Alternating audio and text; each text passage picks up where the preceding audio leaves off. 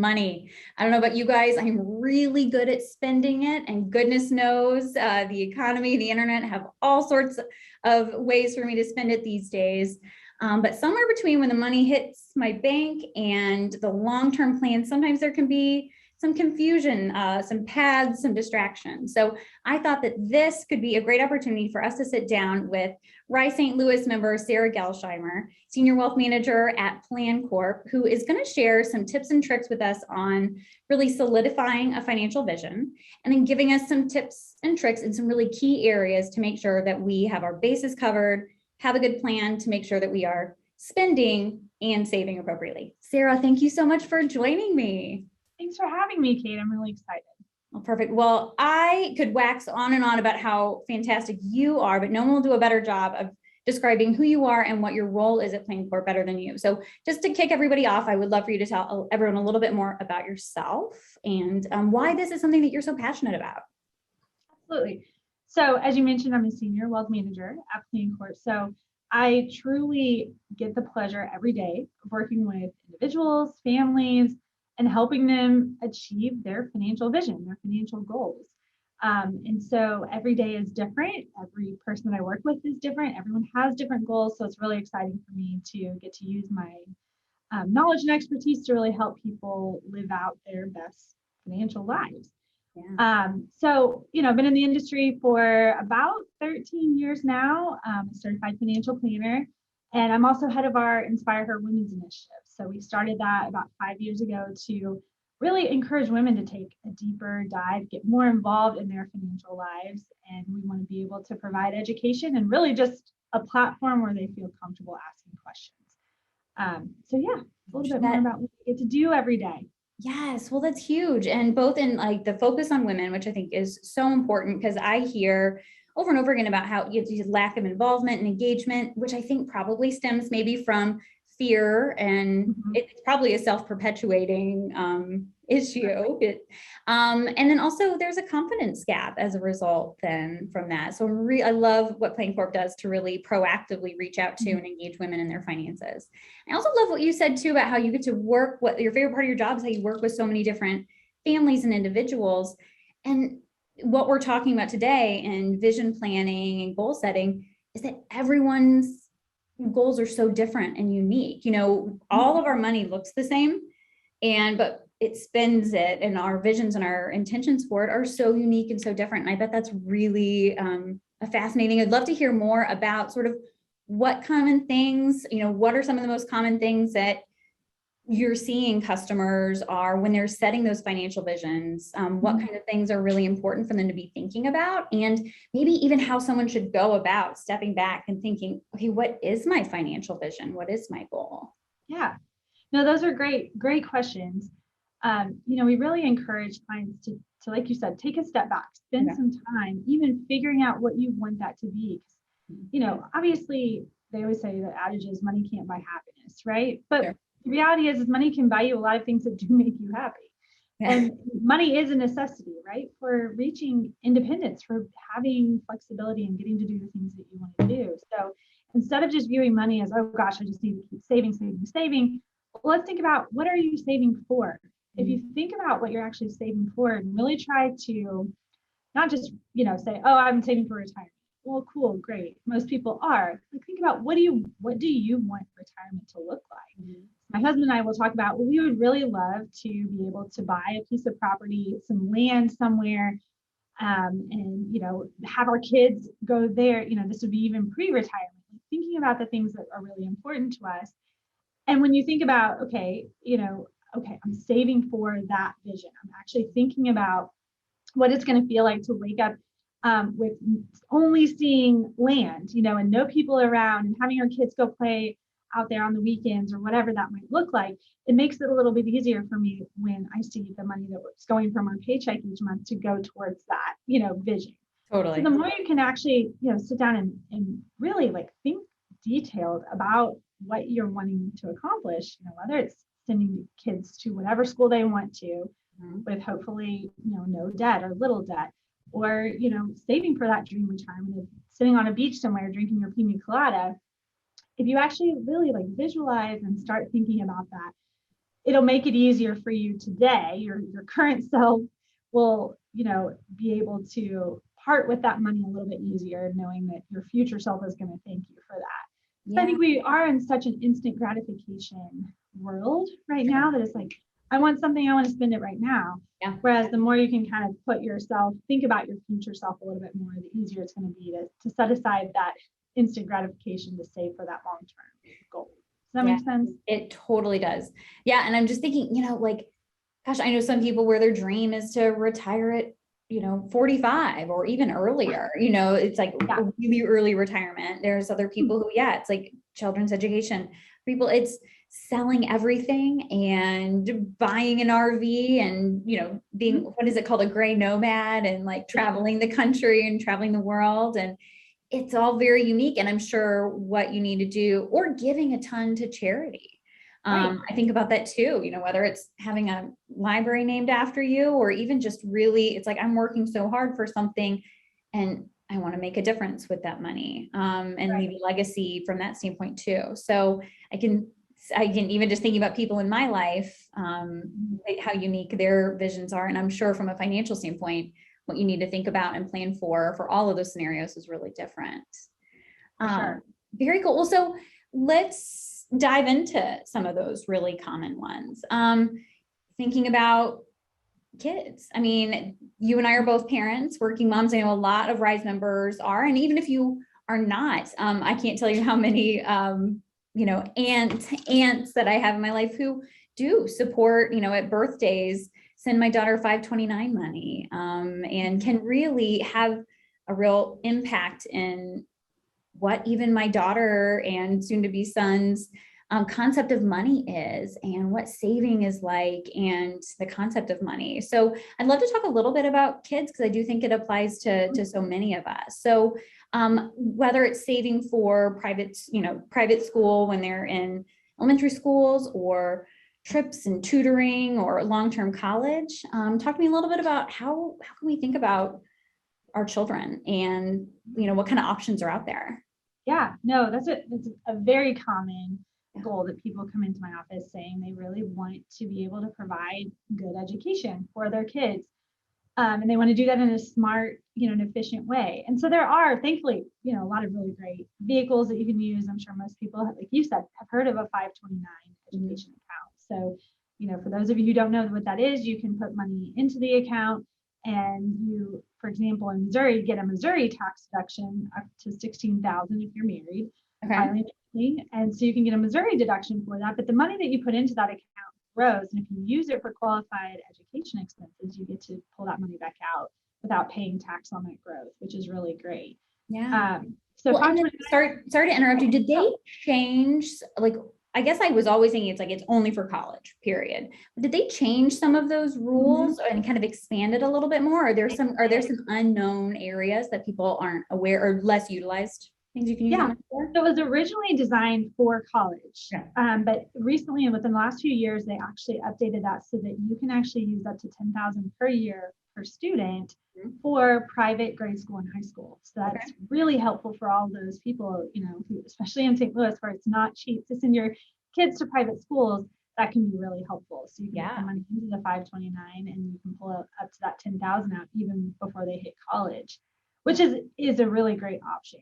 Yeah. And I always say too, the 529 is great because it's got some really nice tax advantages, but I always caution people from overfunding them. So I always say, try not to do more than what, like, let's say 75% of what you think the schooling costs will be, which is hard to know projecting out, especially when you have young kids. I mean, you see the numbers that we're using for, like my son is only about to turn 4.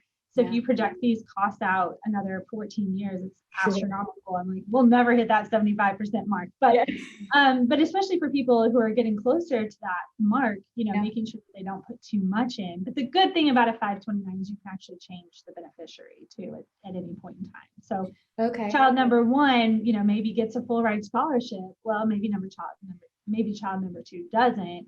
You can actually have that 529 go towards him or her, and or even like a niece or nephew. So that is interesting. So it's good that you have the option. So usually you're not too worried about overfunding, and at least the money can go elsewhere if you do. But so that's just a point to keep in mind if That you is do really fund good. a 529.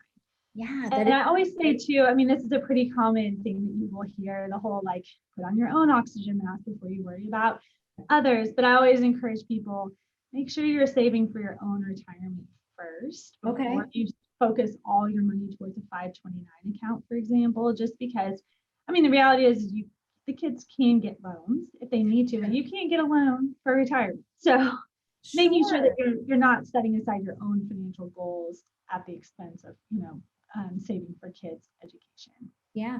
Okay. Well, so then, yeah, I want to talk about that. Okay. So financial goal setting, we talked, we gave some wild, exciting, and then also some really boring, but, different types of goals and things that people can have. So once someone has really thought about what their financial goals are, especially when it comes to retirement, do you advocate having a specific account? Like, let's say it's to buy a beach house, in your favorite, vacation spot, or you talked about, having a farm someplace.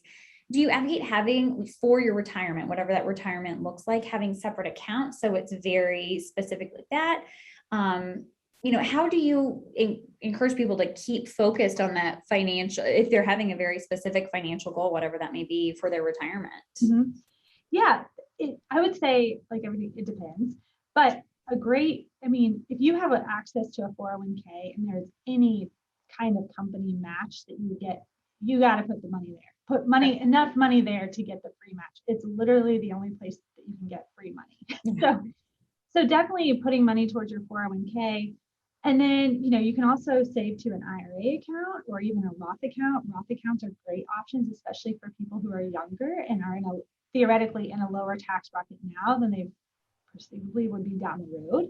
Sure. So you don't get that upfront tax deduction, but that money grows tax-free, which is really awesome. Yeah. So those are really great vehicles, but those, the 401k, the IRA, and the Roth are all things you really wouldn't want to touch pre-retirement. So you really wouldn't want to touch that money until 59 and a half or later. Sure. So in my example of saving for property, I mean, we hope that we can buy that before we're 59 and a half.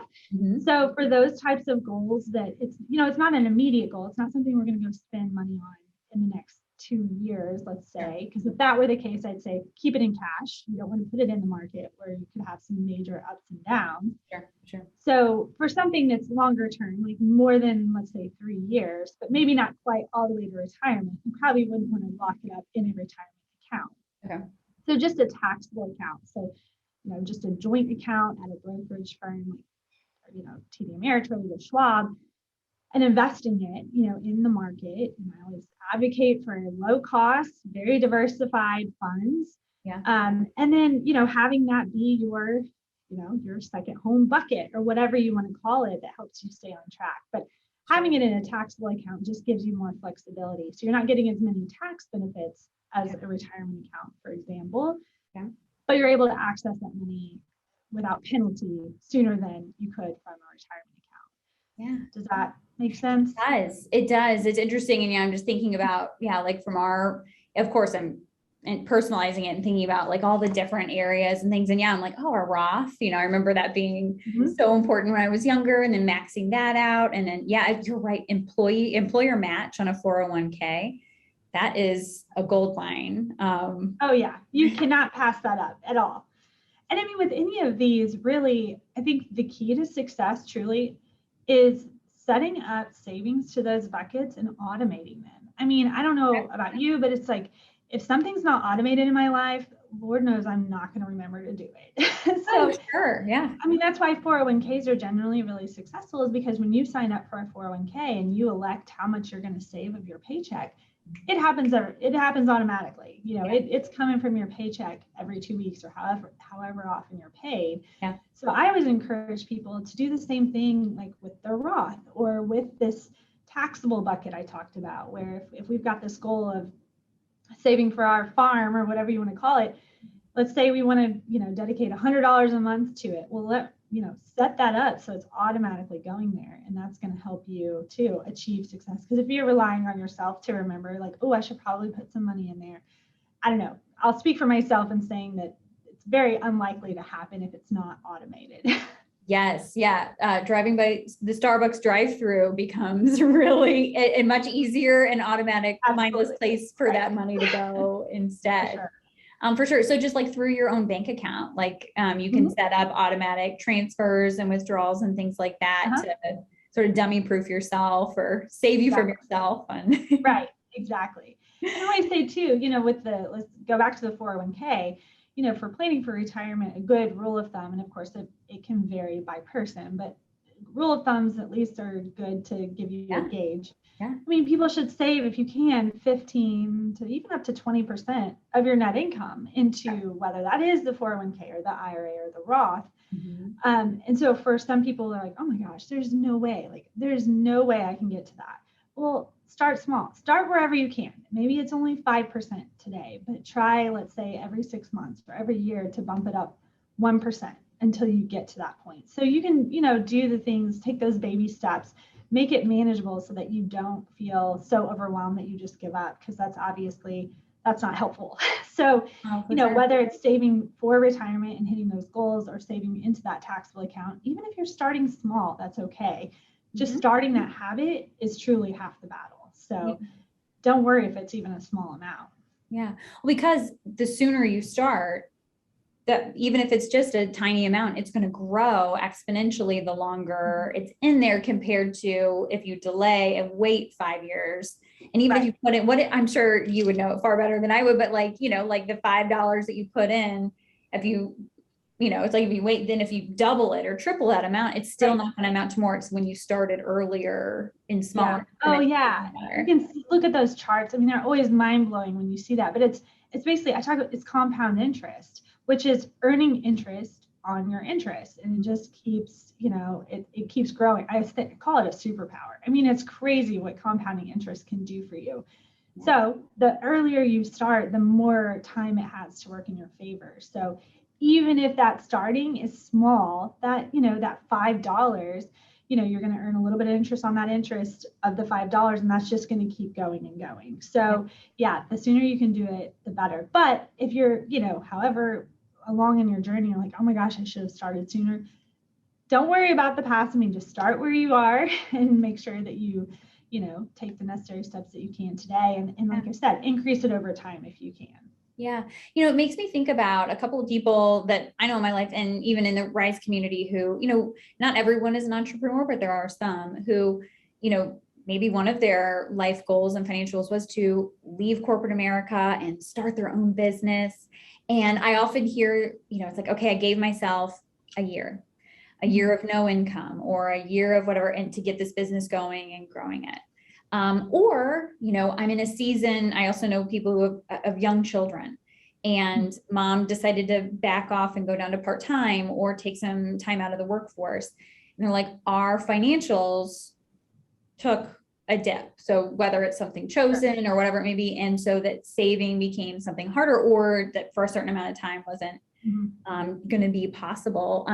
So if anyone who's joining us is watching it, what are your, to help make sure that someone though still stays on track, because sometimes there are forces, as I said, either chosen or not chosen, that can kind of derail that consistent plan or maybe where you had been. But either to make sure that you get back on track or have how to deal with certain detours in the road, I guess. Sure. Yeah. I mean, like you said, some of them are planned and some of them are not.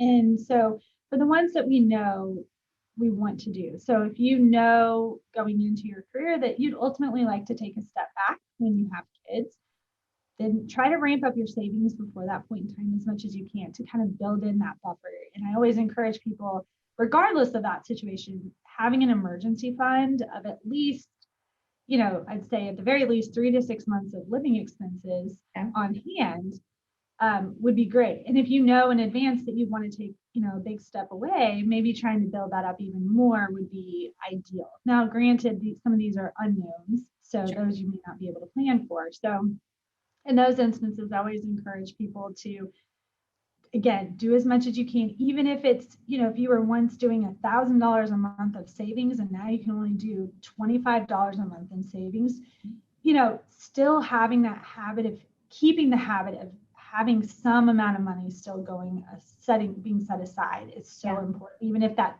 is drastically lower than what it was. Sure. And then, get back on track as soon as you can. And I even say, for women who are exiting the workforce or wanting to take a big step back, I mean, by all means, you have to put your family first, do what you feel is best. Mm-hmm. But if there's any way to kind of keep your foot in the door, even if it's part-time, so you can still have access to a retirement account, for example, try to do that.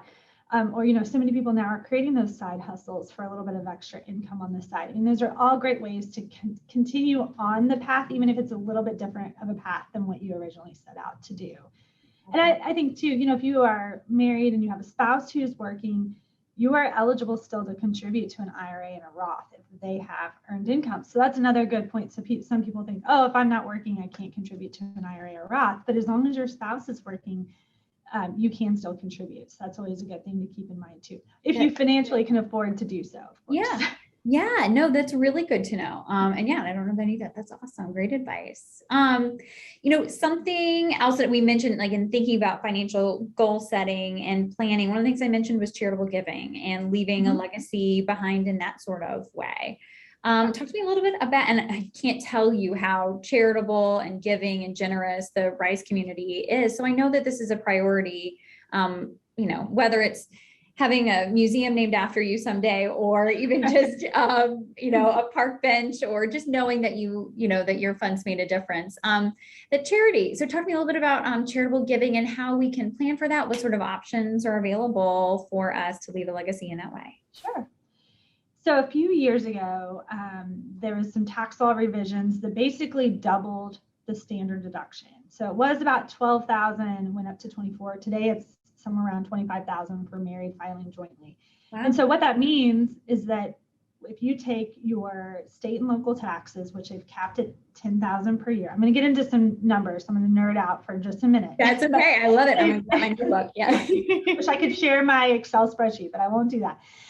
So they cap that out at $10,000. So let's say you've got $10,000 worth of, Missouri income and other, state and local taxes that you've paid. So cap that at 10. Then your mortgage interest deduction still is an itemized deduction, so you can count that too. So let's just say hypothetically that's $5,000 a year. So now you're at 15. So that really means you've got another $10,000 before you surpass the standard deduction. So essentially, if you gave $10,000 to charity, which is incredibly generous, all of those things added together is still only $25,000, and you're going to get to take the standard deduction of $25,000 anyway. So you're not actually, it's great. I mean, I by no means encourage people not to give it to charity, if they're not getting a tax deduction, but you're not getting that benefit unless you all of those numbers surpass the standard deduction of $25,000. Got it. So what we've seen a lot of people do, or encourage a lot of clients to do, is instead, so if you give $10,000 per year, maybe say, okay, well, I'm going to give 3 years worth of what I generally contribute. And so that's $30,000. That's going to obviously put me over the hurdle. So I will be itemizing this year. And you can actually make that deduction, that $30,000 contribution, into what's called a donor advised fund. So that's a fund where you actually, and you can put appreciated securities. So if you've got a taxable account and you've bought some investment and it's gone up in value, you can actually move those shares to this fund. Interesting. That way, you're getting the tax deduction for it, and you're never having to pay that capital gain, the appreciation, because the charity doesn't have to pay it. So let's say you move your $30,000 worth of securities over to this account, you get that $30,000 contribution on your 2021 tax return, but you can use those funds in that donor account over time. So you could, pass it out over those 3 years. You could have it go longer if you wanted to. So it's nice you can get the deduction today, but not have to give all that to a charity today necessarily. So we've seen a lot of people doing that, where they're, bunching several years worth of contributions into 1 year. So at least one out of every few years, you're itemizing your deductions and you're getting that benefit. Because otherwise, if you're given that $10,000 each year, that's great, and highly encourage you to still give, but you're not getting any kind of tax benefit for doing so. Interesting. It does. So, and like that might be something, let's say it's a really good year. Let's say, you got a bonus this year or something, right. or you inherited some money or something like that. So you might want to pick doing that in a year where things ended up being better, the market served you well. But then kind of gives you a cushion to be able to still feel like if you want to make contributions in the years that it isn't as advantageous. Yeah. Or you got a raise one year. And so it's like, oh, well, actually, if I hit X spend income, I guess not income level, but hitting that certain level to then itemize where it's more advantageous to you, that would be a time. I'm thinking about like from a timing standpoint, when to decide that this is a good move for you versus not a good move for me. Yeah, you're exactly right. We see this. I mean, a lot of people are doing this regardless, just because they every few years would love to get a tax deduction. And if they have the means to do an upfront, several year gift. Yeah. But like selling a business, or, if you're getting any kind of severance package, or you mentioned inheriting money, you get that tax free. So that really wouldn't apply. Sure. Well, I should say if it's in a retirement account and you're pulling that out of a retirement account, you're absolutely right. That could really bump up your tax bracket. So we do see this occurring a lot when it's an exceptionally large tax year for whatever reason. Sure. That way you can try to, really get the tax benefit. You get the biggest bang for your buck from a tax standpoint if you're able to do it when you're in a higher than usual tax bracket. Yeah. So you got it. Exactly. And I know you're not one to toot your own horn, so I will toot it for you. My head's spinning about thinking like, okay, wait, when would that be? So to me, it sounds like sitting down with Sara or someone like her, like situations like this, especially with this long-term planning, your face lit up with nerding out over numbers about taxing. I'm like, oh my God, my heart sank. So I'm like, oh my gosh, this is a great example of where truly having a partner, having a resource that you can turn to when you have these questions, that as opposed to, not knocking TurboTax, it saved my life a million times and helping get my taxes filed, and what is it, Mint, and there's a lot of great free resources out there that certainly I and my family have utilized over the years. But there are situations, and several of the ones that we've really talked about, that I'm like, I don't even know where I would turn, how I would make that decision, and know truly deep down that it was the smarter, or like which path to go down. So I can see we're turning to someone like you, or Plancorp, or somewhere else, like having a wealth manager or an advisor.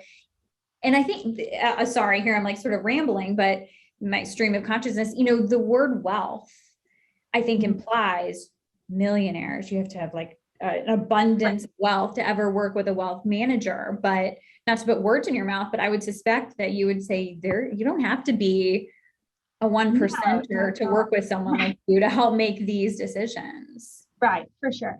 And, going back to what you were saying, you wouldn't even know to ask, because people don't know what they don't know, right? So you wouldn't even know. Maybe some people have never even heard of a donor advisor, didn't know about this thought of clumping, charitable deductions in 1 year. So I think that is where advisors can really bring value, is to help you think about things that maybe you've never heard of, or maybe these are the things that you want to, you've got all these goals in place. Well, let's think about how we can do it the most efficient, or the most, tax advantageous way. Most people I know prefer not to pay more in taxes than they have to. So most of it. Yes. Yeah. Most of the time. So for sure. That's awesome. Well, I can think of a ton of other topics that we go down, but I feel like this was an awesome start, covered a lot of bases that I know that RISE members are really thinking about. And it certainly has me, I don't know about everybody else watching, thinking about what I want for my future. And I love the idea, your pina colada idea. That one's really sticking with me right now. So awesome. Sara, I will share all of your contact information with our viewers, because I know that you would always welcome outreach and continuing these conversations. I also definitely recommend that people sign up for and subscribe and follow the Inspire Her newsletters. I truly look forward to getting them. You guys put out awesome content, interview great women, and are really focused on helping prepare and empower and inspire women to be more involved in their financial future. So thank you for what you guys are doing at Plancorp to empower women. It's why I get up every day. I love it. Obviously, like I said, I'm very passionate about it. So I very much appreciate the shout out, for sure. You got it, girl. All right. Thanks everyone for joining us. Thank you, Sara. It's a lot of fun. And thanks, Kate. Thanks. Great. Thank you.